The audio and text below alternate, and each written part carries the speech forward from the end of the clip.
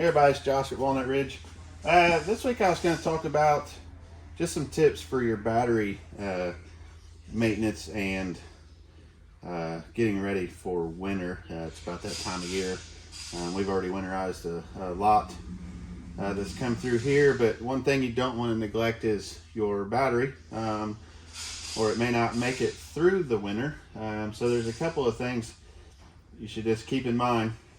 Your traditional lead acid batteries, these deep cycle RV marine batteries, they're actually filled with water, so these caps can come off, and you'll want to check the water level in all the cells, and you have to use distilled water. You don't want to put anything else in this, because then that'll start to corrode maybe the plates inside. It'll reduce the function and capacity of this battery, so make sure you're always using distilled water.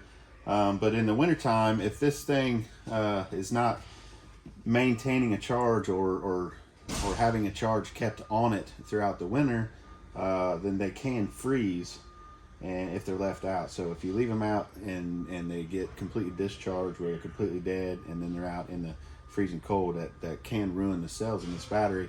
And so then the next camping season, when you go to use it, you might find out that it works fine when you're plugged in. When you unplug, your battery drains really quickly. It's because this no longer has the capacity to hold that charge.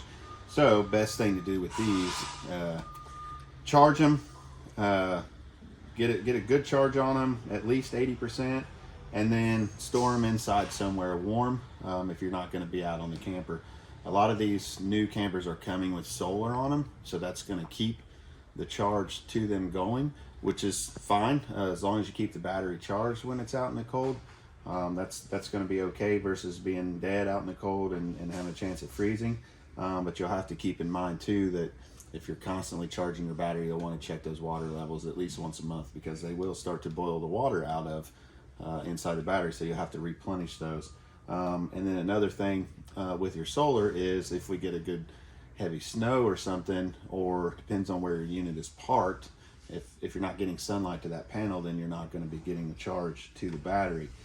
Beside it, I have one. This is actually a bad one that's got to go back, have to be replaced, but this is a lithium ion battery, and there's a little difference in the maintenance on these. If they call them maintenance free, as you can see, there's no caps, there's no water to replenish in this because it's a lithium battery. There's a couple of plugs on the top of this because this is actually a smart battery, and so you plug in for some controllers that will monitor what this battery is doing and how much to charge and when to charge. But it's also a heated battery, and so not all lithium batteries are heated. But if you look on here, its operating temperature that it wants you to maintain on this battery is between 20 and 50 degrees Celsius. So you're looking about 68 to 122 degrees Fahrenheit. And so that's the ideal temperature for this to operate. If you fall down into those lower colder temperatures and freezing temperatures, these actually will lose the ability to charge. They won't take a charge. So that's why they have to be heated in order for them to be able to actually take a charge. So if you have one on your coach that's not a heated lithium battery, you're going to want to take that out, store it somewhere warm. It's not going to hurt it if it's out in the cold. It's just not going to take a charge.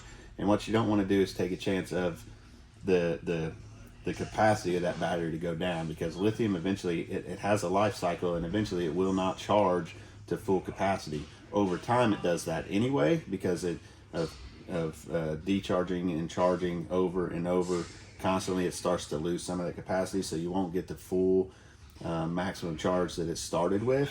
So leaving it out in the cold, you could end up hurting the chances of that battery life being as long as what you need it to be on your coach. So you're going to want to take this off, store it in somewhere warm, with I believe a 60% charge is roughly where you want to store a lithium battery. They will discharge while sitting, but it's very slowly. So just something to look out for, especially on these new Keystone units that we carry. They come with the lithium batteries, they come with solar panels.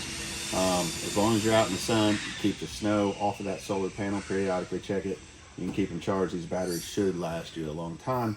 and not end up on our return cart here to go back like this one has. So hopefully that'll help you. Just remember some of the other maintenance you have to do in the wintertime besides just your water system. There are some other things so you need to look at. We'll be more than happy to answer those questions for you, or help take care of those winterizing needs here at the dealership that you might have too. So thanks.